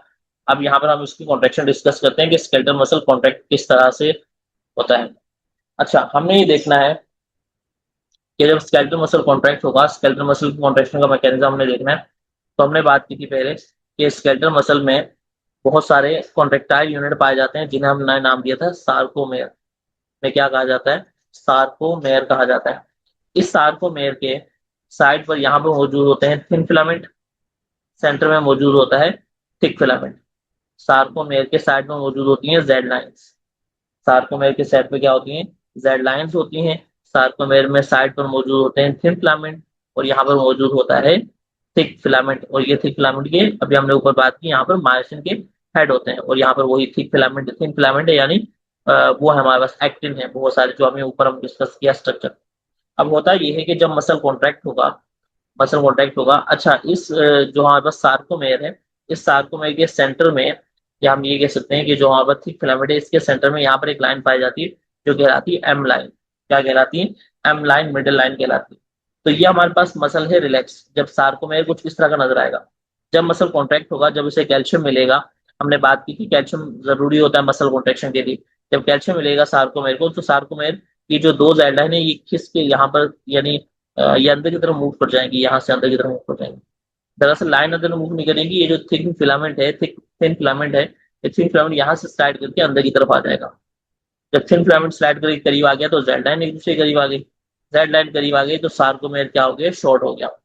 पहले सार्कोमेयर का जो साइज था वो बड़ा था, और अब सार्कोमेयर क्या हो गया, सार्कोमेयर पहले इतना था और अब सार्कोमेयर शॉर्ट हो गया, सार्कोमेयर कम हो गया। सार्कोमेयर शॉर्ट क्यों हुआ, क्योंकि ये जो हमारे पास थिन फिलामेंट था ये स्लाइड करके आ गया है एम लाइन की तरफ। थिन फिलामेंट स्लाइड करके कहाँ आ गया है, एम लाइन की तरफ आ गया। अब ये खुद स्लाइड करके यहाँ पर नहीं आया, इसे इस मायोसिन के हेड ने खींचा है। मायोसिन हेड जाकर ऊपर जुड़ा था और उसने इसे अंदर की तरफ धकेला है, अंदर की तरफ खींचा है। फिर मायोसिन हेड ने ऊपर किस तरीके से इसे खींचा अंदर की तरफ, वो हम यहाँ पर डिस्कस करेंगे। अच्छा, जब ये खींच लेगा अंदर, अभी दोबारा इसने पीछे भी जाना है रिलैक्स करने के लिए। मायोसिन हेड इसे खींच के अंदर तो लाता है, लेकिन ये रिलैक्स, ये कॉन्ट्रैक्शन कहलाता है, कॉन्ट्रैक्ट करना। अब रिलैक्सेशन करने के लिए इसे पीछे फिर से पीछे लेके जाने के लिए मायोसिन हेड काम नहीं करेगा, बस मायोसिन हेड इसे छोड़ देगा और ये खुद ही पीछे चल जाएगा। क्यों खुद ही पीछे चल जाएगा, क्योंकि यहाँ पर एक प्रोटीन पाया जाता है, यहाँ पर ये जो स्प्रिंग लाइक प्रोटीन है इसका नाम है टाइटिन। जब मसल रिलैक्स होते हैं तो टाइटिन प्रोटीन इस तरह का फैला हुआ होता है। जब मसल कॉन्ट्रैक्ट होते हैं, जिस तरह यहाँ पर कॉन्ट्रैक्ट हुए, तो इस कॉन्ट्रैक्शन की वजह से जो टाइटिन प्रोटीन है वो हाईली कंप्रेस हो जाता है, इस तरह स्प्रिंग की तरह हो जाता है। तो कंप्रेस हो जाता है, तो जैसे ही ये मायोसिन हेड टूटेगा, मायोसिन हेड ऊपर से अलग होगा, मायोसिन के हेड जो ऊपर जुड़े होते हैं ये अलग होंगे, तो खुद ही एकदम पीछे चल जाएगा इस स्प्रिंग के खुलने की वजह से। कौन से स्प्रिंग के खुलने की वजह से, टाइटिन की वजह से। तो टाइटिन यहाँ पर किसके पाया जाता है, टाइटिन जो है ये मसल की रिलैक्सेशन करवाता है। क्या करवाता है? मसल रिलैक्सेशन करवाता है। ये इसको पीछे दोबारा लेके जाएगा, इस तरह यहाँ से इस शेप में जाएगा, तो डायरेक्टली मसल रिलैक्सेशन करवाता है। ये बात भी याद रखनी है। अब इसका यहाँ पे पूरा मैकेनिज्म डिस्कस करेंगे, लेकिन उससे पहले थोड़ा सा देख लेते हैं कि किसने प्रपोज किया, किसने पूरा मैकेनिज्म हमें बताया। तो जो कॉन्ट्रैक्शन ऑफ स्केलेटल मसल है, इसमें हमारे पास एक मॉडल है जो इसे कॉन्ट्रैक्शन को एक्सप्लेन करता है, जिसका नाम है sliding filament model. Sliding filament model वो मॉडल है जो 1954 में प्रपोज किया गया था। ह्यू हुक्सले और जीन हैंसन, इन दोनों ने 1954 में एक मॉडल प्रपोज किया, जिसके हिसाब से इन्होंने ये बताया कि जब मसल कॉन्ट्रैक्ट होते हैं, during muscle contraction, actin filament slide over myosin, actin filament slide करके मायोसिन की ऊपर से स्लाइड करके जाते हैं, एम लाइन की तरफ जाते हैं। एक्टिन और myosin size remain same, actin और मायोसिन का साइज उतना ही रहता है। यानी लोगों को नॉर्मली ये लगता था कि जब सार्कोमेर का साइज शॉर्ट हुआ है, सार्कोमेर का साइज शॉर्ट हुआ है, इसका मतलब ये है कि कोई ना कोई प्रोटीन छोटा हुआ होगा, कोई ना कोई प्रोटीन, यानी एक्टिन फिलामेंट छोटा हुआ होगा, मायोसिन फिलामेंट छोटा हुआ होगा, किसी ना किसी के साइज पर फर्क हुआ होगा, जबकि ऐसा नहीं होता। एक्टिन और मायोसिन का साइज क्या रहता है? सेम रहता है। बस होता है ये कि जो एक्टिन था, ये थिन फिलामेंट था, ये स्लाइड करके अंदर की तरफ आ गया है, जिसकी वजह से सार्कोमेर छोटा हो गया। तो मसल कॉन्ट्रैक्शन में सार्कोमेर छोटा होने का रीजन क्या है? कि एक्टिन फिलामेंट स्लाइड होकर जाता है ओवर मायोसिन, एक्टिन मायोसिन के ऊपर से स्लाइड कर जाता है, और एक्टिन और मायोसिन के साइज में कुछ फर्क नहीं रहता, ये सेम रहते हैं। अच्छा, इसी का पूरा हमने मैकेनिज्म बनना है, किस तरह से सिग्नल आता है, किस तरह से कॉन्ट्रैक्शन होती है। अब होता है, ये हमने बात की थी कि सबसे पहले एक सिग्नल आएगा इस न्यूरॉन के जरिए। इस न्यूरॉन का नाम क्या था? Motor neuron. मोटर न्यूरॉन वो न्यूरॉन होता है जो सिग्नल लेकर आता है ब्रेन से, स्पाइनल कॉर्ड से। तो ब्रेन या फिर स्पाइनल कॉर्ड से एक इलेक्ट्रिकल सिग्नल आया, ये इलेक्ट्रिकल सिग्नल आएगा इस मोटर न्यूरॉन के पास। अब इस मोटर न्यूरॉन का ये वाला जो एंड है, इस एंड का हम क्या नाम देते हैं? Axon terminal. तो सबसे पहला काम हुआ क्या कि ब्रेन से एक इलेक्ट्रिकल सिग्नल आया। इलेक्ट्रिकल सिग्नल किसके जरिए आया? मोटर न्यूरॉन के जरिए आया। और मोटर न्यूरॉन के जरिए सिग्नल कहाँ आया? इस पार्ट पर आया जिसका नाम है एक्सॉन टर्मिनल। अब एक्सॉन टर्मिनल सिग्नल को आगे ट्रांसफर करेगा कहाँ पर? इस सार्कोलेमा पे। ये सार्कोलेमा है, वो इस मसल सेल की मेम्ब्रेन, सार्कोलेमा पे। लेकिन सिग्नल जो है इस पॉइंट पर ही ट्रांसफर होगा, जिस पॉइंट को हम क्या कहते हैं? Neuromuscular junction. तो न्यूरोमस्कुलर जंक्शन वो पॉइंट है जहाँ पर स्पेशल तरह के यहाँ पर रिसेप्टर्स होते हैं, सिग्नल वगैरह को रिसीव करेंगे, आगे ट्रांसफर करेंगे। अच्छा, सार्कोलेमा में यहाँ पर अब ये सिग्नल आगे जाएगा कैसे? ये सिग्नल आगे जाएगा केमिकल के जरिए। उस केमिकल का नाम है एसिटाइल कोलिन, जिसे हम कहते हैं न्यूरो ट्रांसमीटर।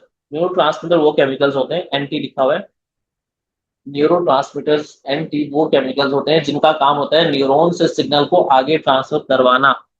तो हुआ ये हमारे पास कि जब इलेक्ट्रिकल सिग्नल आएगा मोटर न्यूरॉन के एक्सॉन टर्मिनल के पास, तो एक्सॉन टर्मिनल एक केमिकल रिलीज करेगा, जिसके जरिए सिग्नल आगे पहुंचेगा। उस केमिकल का नाम है एसिटाइल कोलिन।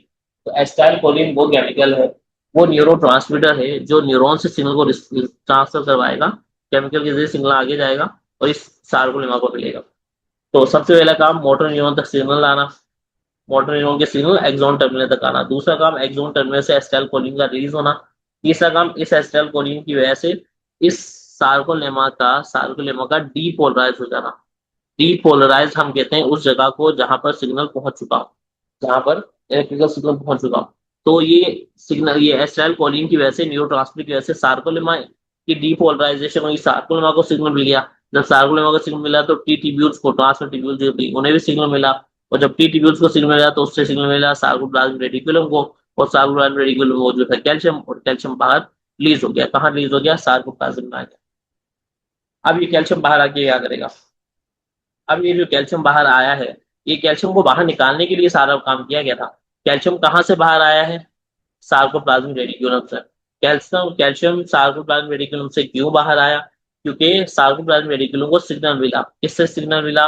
टी ट्यूब्यूल्स को। टी ट्यूब्यूल्स को सिग्नल किससे सिग्नल मिला? सार्कोलेमा से। सार्कोलेमा को किससे मिला? न्यूरोमस्कुलर जंक्शन वाली जगह से। और न्यूरोमस्कुलर जंक्शन को किससे मिला? एसिटाइल कोलिन की वजह से। एसिटाइल कोलिन क्यों रिलीज हुआ? क्योंकि नर्व इम्पल्स आया। नर्व इम्पल्स यानी इलेक्ट्रिकल सिग्नल।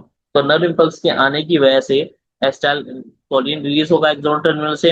फिर एसिटाइल कोलिन जाकर अटैच होगा सार्कोलेमा से। सार्कोलेमा डीपोलराइज हो जाएगी। सार्कोलेमा की डीपोलराइज होने की वजह से, डीपोलराइज बोलते हैं जिसमें इलेक्ट्रिकल सिग्नल आ चुका हो, डीपोलराइज होने की वजह से सिग्नल मिलेगा सार्कोप्लाज्मिक रेटिकुलम को, और सार्कोप्लाज्मिक रेटिकुलम कैल्शियम को बाहर रिलीज कर देगी। अब कैल्शियम जाएगा यहाँ पर मौजूद टीएनसी के पास। हमने बात की थी यहाँ पर यहाँ पर हमारे पास हमने बात की थी कि हमारे पास जो थिन फिलामेंट होते हैं, थिन फिलामेंट किससे मिलकर बने होते हैं? बहुत सारे जी, जैसे 1 2 3 4 5 6 7 8, इस तरह की दो चेन है। फिर दो चेन, अभी दो चेन में सारे प्रोटीन बना, मैंने चार बना दिए, तो ऊपर के और दो नीचे के। अब यहाँ पर हमने बात की थी कि एक तीन प्रोटीन का कॉम्प्लेक्स पाया जाता है जिसे हम कहते हैं टीएन आई, टीएन सी और टीएन टी। अभी जो कैल्शियम रिलीज हुआ है सार्कोग्लान रिलीज से, ये कैल्शियम जाकर अटैच होगा टीएनसी से, जो टीएनसी था जिससे जाके अटैच होगा। जब टीएनसी से अटैच होगा, हमने बात की थी कि जो टॉपनिन है इसका नीचे वाला पार्ट यानी टीएनटी इस थ्रेड से अटैच होता है। इस थ्रेड का नाम है ट्रोपोमायोसिन। ट्रोपोमायोसिन ऊपर हम देखा तो ट्रोपोमायोसिन की थ्रेड है। अब जैसे ही कैल्शियम आकर अटैच होगा टीएनसी से, जैसे ही कैल्शियम आकर अटैच होगा टीएनसी से, तो ये जो पूरा तीन प्रोटीन का कॉम्प्लेक्स है, ट्रोपोनिन का कॉम्प्लेक्स है, ये पूरा प्रोटीन का कॉम्प्लेक्स थोड़ा रोटेट होगा। और जैसे कैल्शियम अटैच होगा ये रोटेट होगा, और रोटेट होने की वजह से ये थोड़ा ऊपर की तरफ चल जाएगा, यहाँ से ऊपर हो जाएगा। और जब ये रोटेट होगा, इस रोटेशन की वजह से हुआ ये कि जो ये था ट्रोपोमायोसिन की थ्रेड थी, ये ट्रोपोमायोसिन की थ्रेड भी ऊपर चल जाएगी। और ट्रोपोमायोसिन की थ्रेड के ऊपर जाने की वजह से नीचे की तरफ यहाँ पर जो जगह थी, जो कवर कर रखी थी इस ट्रोपोमायोसिन की थ्रेड ने, उस जगह को हम क्या कहते हैं? Myosin binding site. तो ये मायोसिन बाइंडिंग साइट है, ये एक्सपोज हो जाएगी। तो ये जो कैल्शियम रिलीज करवाया गया था, इसलिए करवाया गया था ताकि मायोसिन बाइंडिंग साइट क्या हो जाए? एक्सपोज हो जाए। अब दोबारा उल्टा चलते हैं कि हमारे पास ये जो मायोसिन बाइंडिंग साइट है ये क्यों एक्सपोज हुई है? क्योंकि ट्रोपोमायोसिन की थ्रेड हट गई। ट्रोपोमायोसिन की थ्रेड क्यों हटी है? क्योंकि ट्रोपोमायोसिन की थ्रेड जो थी इस टीएनसी से अटैच थी, और टीएनसी रोटेट हुआ है, टीएनसी ऊपर गया है। और टीएनसी क्यों ऊपर गया है? क्योंकि टीएनसी या टीएनसी या पूरा ट्रोपोनिन क्यों ऊपर गया है? इसलिए ऊपर गया है क्योंकि यहाँ पर कैल्शियम रिलीज हुआ है। कैल्शियम रिलीज क्यों हुआ? क्योंकि सार्कुलर रेडिकुलम से। और सार्कुलर रेडिकुलम क्यों रिलीज हुआ? क्योंकि इन्वेजिनेशन ऑफ सार्कुलर यानी टी ट्यूब्यूल से क्यों मिला? टी ट्यूब्यूल को से मिला सार्कोलेवा से, और सार्कोलेवा को सीधे मिला न्यूरोमस्कुलर जंक्शन वाली जगह पर मोटर न्यूरॉन से। अच्छा, अब हमारे पास कैल्शियम यहाँ पर अटैच है, जिसकी वजह से यहाँ पर मायोसिन बाइंडिंग साइट हो गई एक्सपोज। अब होगा ये कि जो हमारे पास मायोसिन हेड है, ये जाकर ऊपर अटैचमेंट करेंगे। ये नॉर्मली अटैच नहीं होते ऊपर जब तक कैल्शियम, क्योंकि कैल्शियम जब तक होगा, कैल्शियम नॉर्मली जो हमारे पास है ये ऊपर जाकर अटैच नहीं होते, ये ऊपर जाकर अटैच नहीं होती, क्योंकि जब तक यहाँ पर कैल्शियम नहीं होता, जब तक कैल्शियम नहीं होता, कैल्शियम नहीं होगा तो ये जो मायोसिन हेड है ये कवर्ड रहेगा।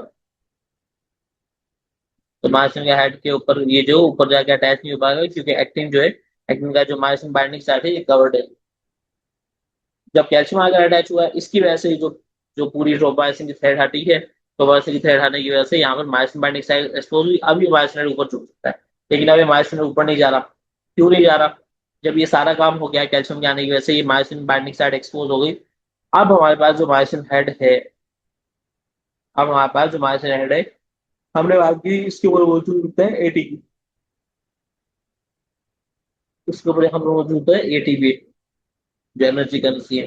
अब जब तक यहाँ पर एटीपी मौजूद है, हमने बात की थी कि इसका हेड ना राइट साइड पे यूं शिफ्ट डाउन होता है। इनका राइट साइड पे होगा, इसका लेफ्ट साइड पे होगा। अब जैसे ही एटीपी यहाँ मौजूद है, अब जैसे ही इसे एनर्जी मिलेगी, अब जब ये सारा काम हो जाएगा इसके ऊपर, थिन फिलामेंट के ऊपर, अब थिक फिलामेंट को काम करना है। अब थिक फिलामेंट के अंदर मौजूद जो एटीपी है, इस एटीपी का ब्रेक डाउन होगा एटीपीज एंजाइम के जरिए। अब एटीपीज एंजाइम क्या करेगा? इस एटीपी को तोड़ेगा। जब एटीपी टूटेगी तो मायोसिन पहले जो शिफ्ट डाउन था नीचे की तरफ, एकदम इरेक्ट हो जाएगा। ये देखो यहाँ पर इरेक्ट हो गया, ऊपर आ गया स्ट्रेट। अभी जो मायोसिन हेड है ऊपर उठा है, मायोसिन जाकर ऊपर उठा है, ऊपर उठ के जाकर अटैच हो गया किसके साथ? इस टीएन, जो हमारे पास वो थी, एक्टिन थी। एक्टिन के ऊपर मौजूद मायोसिन बाइंडिंग साइट थी, तो मायोसिन बाइंडिंग साइट से यहाँ पर बाइंडिंग कर दी। इस बाइंडिंग को हम नाम देते हैं ए यानी क्रॉस ब्रिज से। क्या कहा जाता है?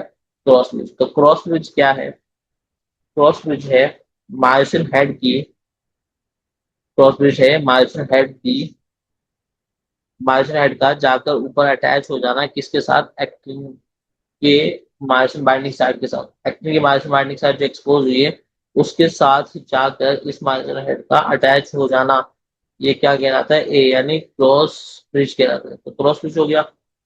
अब क्रॉस ब्रिज के बाद अब ये सिर्फ ऊपर जाकर अटैच नहीं होगा, ये अंदर की तरफ धकेलेगा। तो जब ये अंदर की तरफ धकेलेगा, इससे मायोसिन हेड इस तरफ मूव करेगा। जब मायोसिन हेड इस तरफ मूव करेगा, तो मायोसिन हेड इस तरफ मूव करेगा, तो मायोसिन हेड के ऊपर जाते ही हमारे पास मायोसिन हेड के ऊपर जाके अटैच होगा, फिर मायोसिन हेड जो है अंदर की तरफ मूव करेगा। ये वाले जो मायोसिन है इस तरह मूव करेंगे, ये वाले मायोसिन हेड इस तरह मूव करेंगे।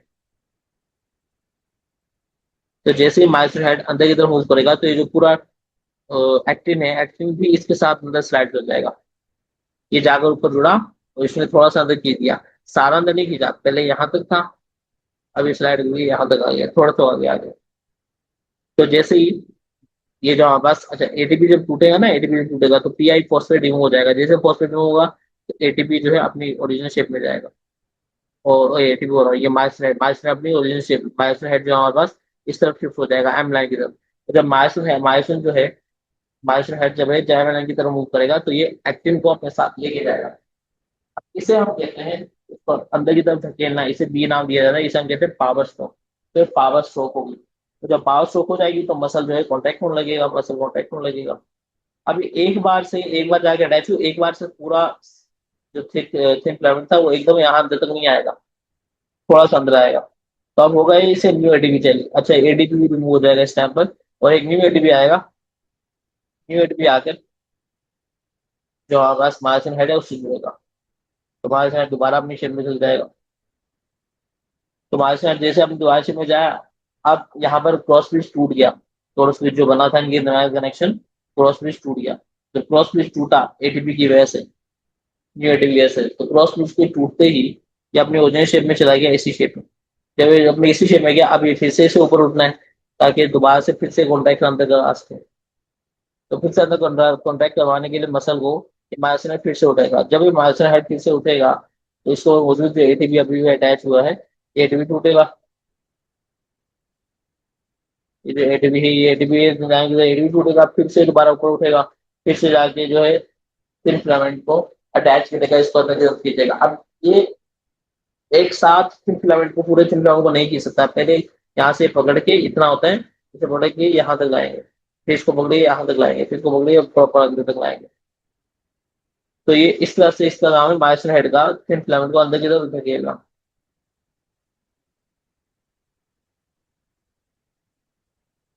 तो थिन फिलामेंट को अंदर की तरफ खींचने का काम किसका है, मायोसिन हेड का है।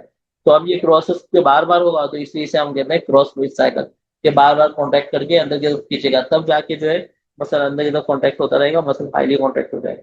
तो मसल के हाईली कॉन्ट्रेक्शन की के लिए, मसल के हाईली कॉन्ट्रेक्शन के लिए बार बार पहले क्रॉस ब्रिज का बनना,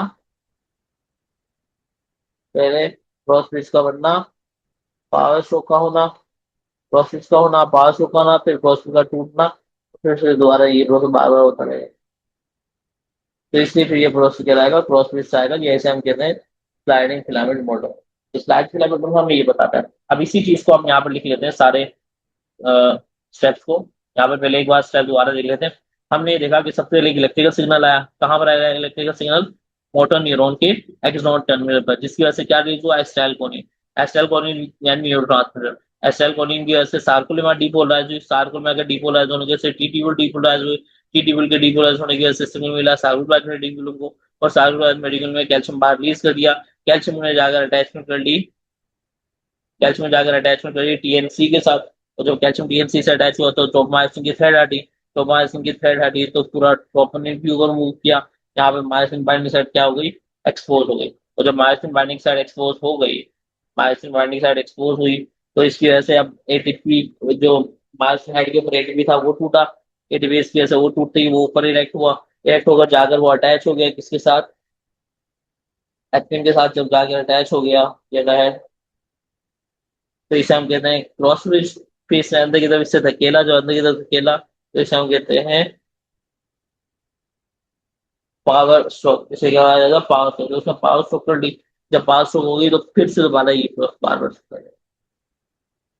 तो यहाँ पर सारा कॉन्ट्रेक्शन है, इसके यहाँ पर पूरा लिखा हुआ है, इसके स्टेप्स किस तरीके से कॉन्ट्रैक्ट करिएगा। तो हमने ये देखा है कि हमारे पास कॉन्ट्रेक्शन करते हैं ये सारे स्टेप्स। सबसे पहला स्टेप नर इम्पल्स, नर इम्पल्स आएगा, electrical signal arrive at axon terminal, कहाँ पर आएगा, एक्सॉन टर्मिनल पे।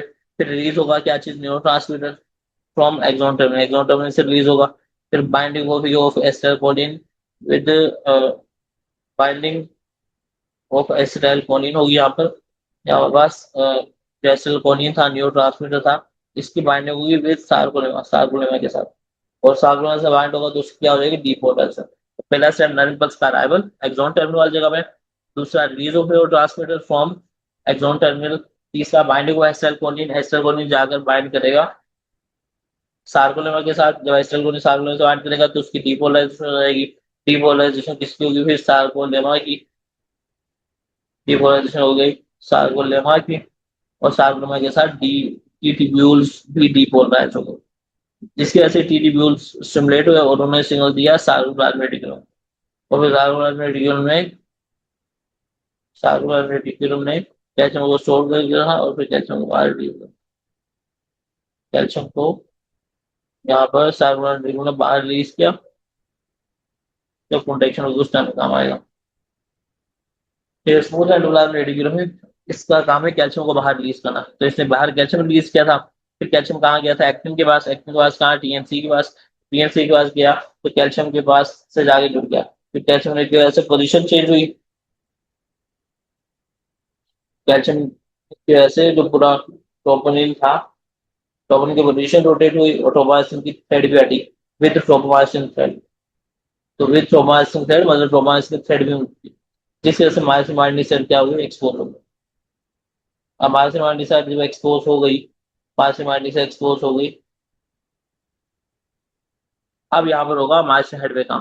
तो मायोसिन हेड पे काम क्या होगा, मायोसिन हेड जो उसको एडीपी एंजाइम आएगा, एडीपी को तोड़ेगा, एडीपी और इसकी लाइसिस होगी, एडीपी बनेगा, तो ये लाइसिस वाली जो एनर्जी है इससे मायोसिन हेड जो है मायोसिन हेड इरेक्ट होगा, मायोसिन हेड की इरेक्शन होगी, फिर मायोसिन हेड जो है बाइंडिंग करेगा, मायोसिन हेड जो बाइंडिंग करेगा to myosin binding side, myosin binding side के साथ बाइंडिंग करेगा मायोसिन हेड और इससे बनेगा क्रॉस ब्रिज, फिर मायोसिन हेड जो है पीआई को रिमूव करवाएगा और फिर पुश करेगा एक्टिन को टुवर्ड एमराइन, एक्टिन को अंदर की तरफ धकेलेगा, जिसे हम क्या कहते हैं पास थ्रू।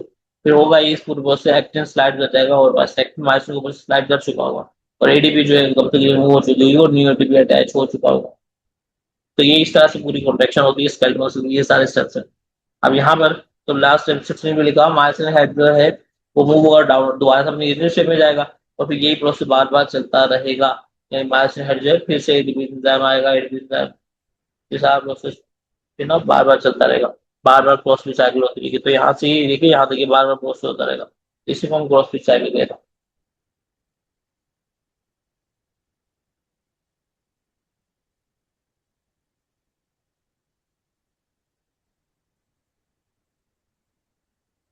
अब जब मसल कॉन्ट्रैक्ट होगा तो उसमें कुछ चेंजेस देखने को मिलेगी, वो चेंजेस हम आज करेंगे।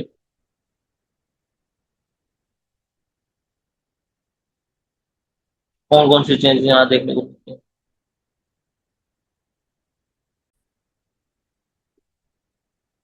अच्छा, तो यहाँ पर हम डिस्कस किया था, यहाँ पर हमने ऊपर डिस्कस किया structure of contraction of skeletal muscle, तो स्केलेटल मसल की कॉन्ट्रैक्शन के बारे में हमने यहाँ पर डिस्कस किया, ये सारे इसके स्टेप्स थे, तो इन स्टेप से एमसीक्यू वगैरह पूछा जा सकता है। ये पूरा मैकेनिज्म है जो डायग्राम के जरिए हमने यहाँ पर शो किया। अब यहाँ पर जब हमारा स्केलेटल मसल कॉन्ट्रैक्ट हुआ स्लाइडिंग फिलामेंट मॉडल को फॉलो करते हुए क्रॉस ब्रिज साइकिल के जरिए बार बार, तो ये कुछ चेंजेस आते हैं, वो चेंजेस हम यहाँ पर बात कर रहे हैं। अब होता है ये हमारे पास से मसल फाइबर से, मसल फाइबर के अंदर मौजूद जो मायोट्यूब वगैरह है वो वाला पार्ट है। अब अगर हम गौर से ऑब्जर्व करेंगे तो मसल फाइबर में हमें ये देखने को मिलता है कि मसल फाइबर में जो साइड वाला हिस्सा था जहां पर थिन फिलामेंट होते हैं ये लाइट कलर का होता है, इसे हम कहते हैं आई बैंड। ये क्या कहलाता है, आई बैंड कहलाता है। तो आई बैंड वो पार्ट है जिसे हम कहते हैं आइसोट्रोपिक बैंड, आइसोट्रोपिक बैंड या आई बैंड या इसे लाइट बैंड भी कहा जाता है। लाइट बैंड जहां पर सिर्फ और सिर्फ एक्टिन मौजूद होता है, तो ये साइड वाला हिस्सा जहां पर सिर्फ और सिर्फ एक्टिन होगा उसे हम आई बैंड कहते हैं। सही, ये एक्टिन सिर्फ यहाँ तक होगा, ये एक्टिन जो है यहाँ पर, यहाँ बनाना चाहूँ तो एक्टिन कुछ यहाँ तक होगा, तो ये साइड वाला हिस्सा क्या कहलाएगा जहां पर एक्टिन होगा, यहाँ तक।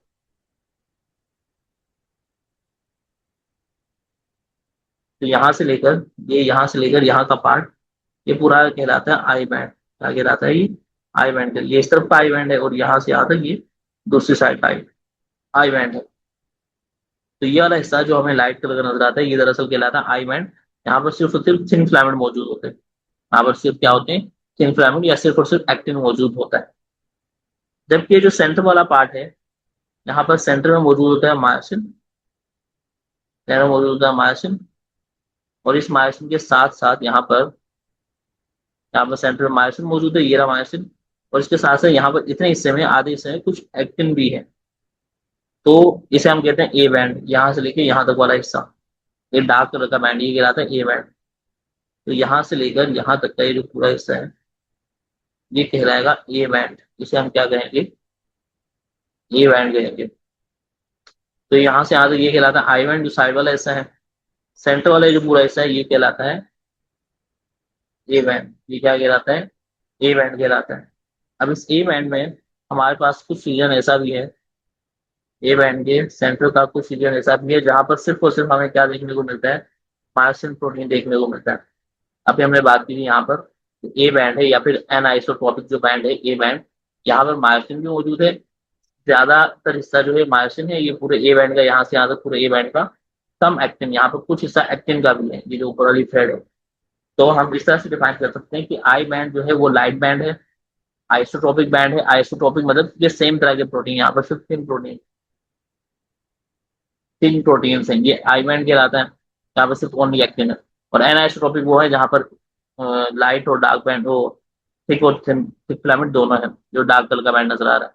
तो ए बैंड कहलाते हैं, यहाँ पर मोर मायोसिन, ज्यादा मायोसिन होगा और सम एक्टिन देखने को मिलेगा। अच्छा, इसी जो ए बैंड है इसके सेंटर में एक लाइन होती है जिसे हम कहते हैं एम लाइन, जिसका हमने बात की थी। अच्छा, इस एम लाइन के यहाँ और यहाँ पर कुछ सा ऐसा भी है जहाँ पर सिर्फ और सिर्फ क्या मौजूद है, मायोसिन मौजूद है। ये रीजन जहाँ पर सिर्फ मायोसिन मौजूद होता है, इस रीजन को हम कहते हैं एच जोन। ये क्या कहलाता है, एच जोन कहलाता है। तो एच जोन वो रीजन है जहाँ पर सिर्फ और सिर्फ क्या मौजूद होगा, मायोसिन मौजूद होगा।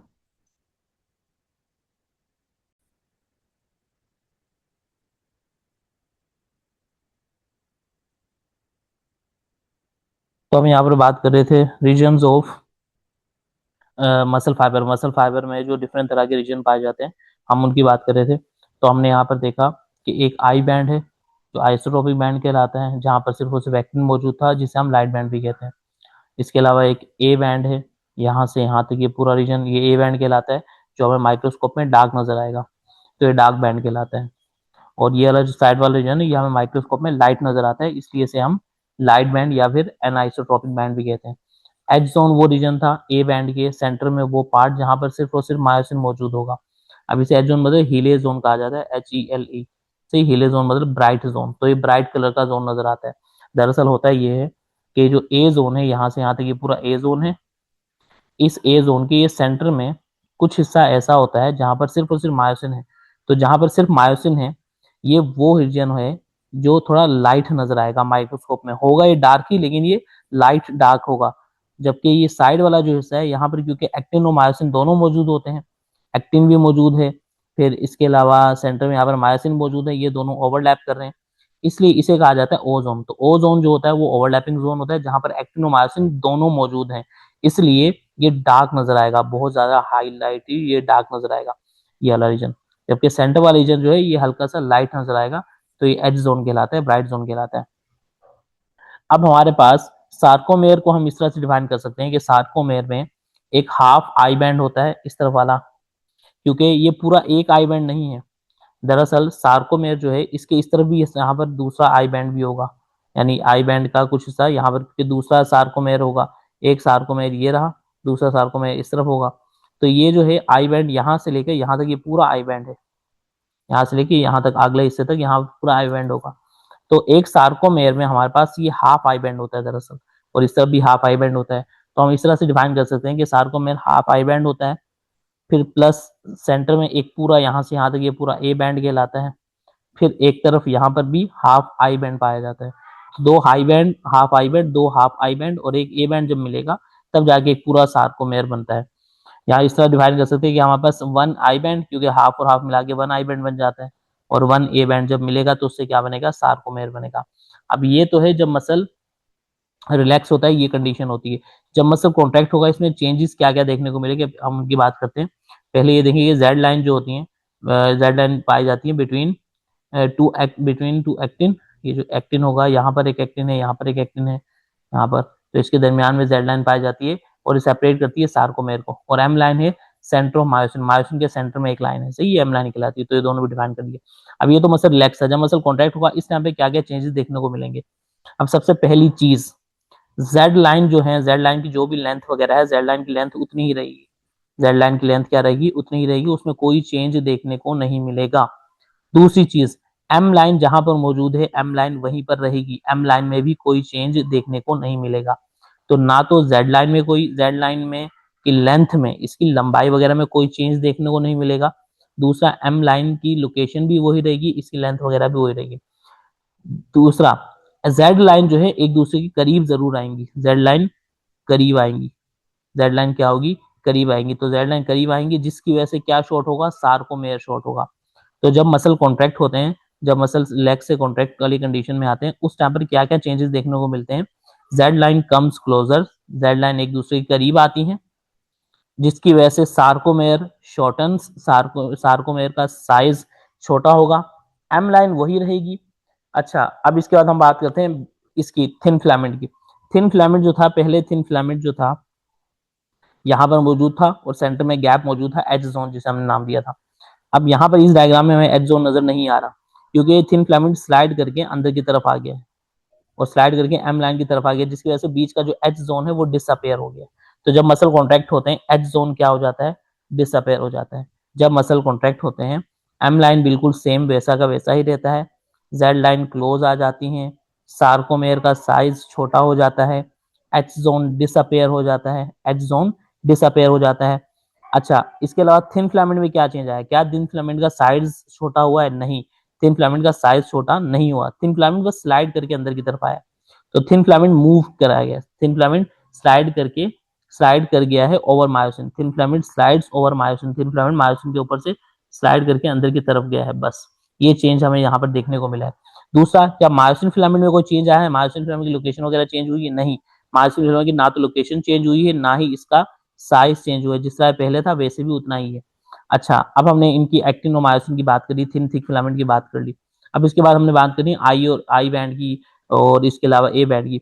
अब ए बैंड जितना यहाँ पर पहले था उतना ही ए बैंड अब भी मौजूद है, यानी ए बैंड का जो साइज है वो भी शॉर्ट या लॉन्ग नहीं होता, ए बैंड भी उतना ही रहेगा। तो ए बैंड के साइज में भी कोई भी चेंज हमें देखने को नहीं मिलता। कहाँ चेंज देखने को मिलता है, हमें चेंज देखने को मिलता है आई बैंड में। आई बैंड में क्या चीज देखने को मिलता है, पहले जो आई बैंड था, पहले अगर गौर करोगे यहाँ से यहाँ तक था, आई बैंड के, आई बैंड की जो लेंथ थी या आई बैंड की जो विड्थ थी, चौड़ाई थी, वो ज्यादा थी। अब आई बैंड बिल्कुल छोटा सा नजर आ रहा है, आई बैंड बिल्कुल कम हो गया है, क्योंकि थिन फिलामेंट स्लाइड करके अंदर चले गए, थिन फिलामेंट अंदर गए हैं, जेड लाइन अंदर की तरफ हो गई है, जिसकी वजह से ये वाला रीजन कम हो गया। तो आई बैंड डिक्रीज होता है, आई बैंड क्या होता है, डिक्रीज होता है। जब मसल कॉन्ट्रैक्ट होते हैं उस टाइम पर हमें कहाँ कहाँ चेंज देखने को मिलता है, हमें ये चेंज देखने को मिलता है कि आई बैंड डिक्रीज होते हैं, आई बैंड का साइज छोटा होता है। अच्छा, आई बैंड का साइज छोटा होने का मतलब ये बिल्कुल भी नहीं है कि थिन फिलामेंट छोटा हो रहा है, थिन फिलामेंट उतना ही है, बस थिन फिलामेंट स्लाइड करके अंदर चला गया है, जिसकी वजह से ये लाइट वाला रीजन कम नजर आएगा, सही है। अच्छा, क्या इसके अलावा एच जोन क्या हो जाएगा, डिसअपेयर हो जाएगा, ए जोन उतना ही रहेगा जितना पहले था, जेड लाइन एक दूसरे के करीब आ जाएंगी, सार्कोमेयर का साइज रिड्यूस हो जाएगा, ओ जोन जो है, ओ जोन इंक्रीज हो जाएगा, क्योंकि ओ जोन ओवरलैपिंग जोन था जहां पर ये जोन करा था, अब ये पूरा ही ओवरलैपिंग जोन बन गया है, क्योंकि एच जोन तो रहा ही नहीं है अब, एच जोन खत्म हो गया, एच जोन नहीं है बीच वाला, तो एच जोन भी ओवरलैपिंग जोन बन गया अब। तो ये सारे चेंजेस हमें देखने को मिलते हैं जब मसल कॉन्ट्रैक्ट होता है। तो मसल, स्केलेटल मसल के कॉन्ट्रैक्शन में ये सारे चेंजेस यहाँ यहाँ देखने को मिलते हैं। तो ये ऊपर पूरा मैकेनिज्म था स्केलेटल मसल के कॉन्ट्रैक्शन का, या उसके स्टेप से कि स्केलेटल मसल किस तरीके से कॉन्ट्रैक्ट होता है। और यहाँ पर हमने वो चेंजेस देख ली कि स्केलेटल मसल में क्या क्या चेंजेस कहाँ कहाँ देखने को मिलते हैं, कौन कौन सा जोन स्केलेटल मसल में पाया जाता है।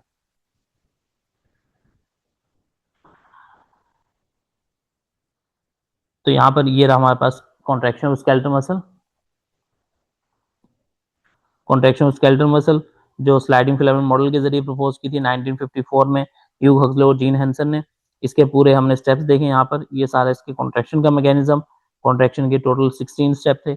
अब ये सारे स्टेप हमारे पास उससे एक्टिन से रिलेटेड थे, थिन फिलामेंट से रिलेटेड थे, और ये सारे स्टेप मायोसिन से रिलेटेड थे, यानी थिक फिलामेंट से रिलेटेड थे।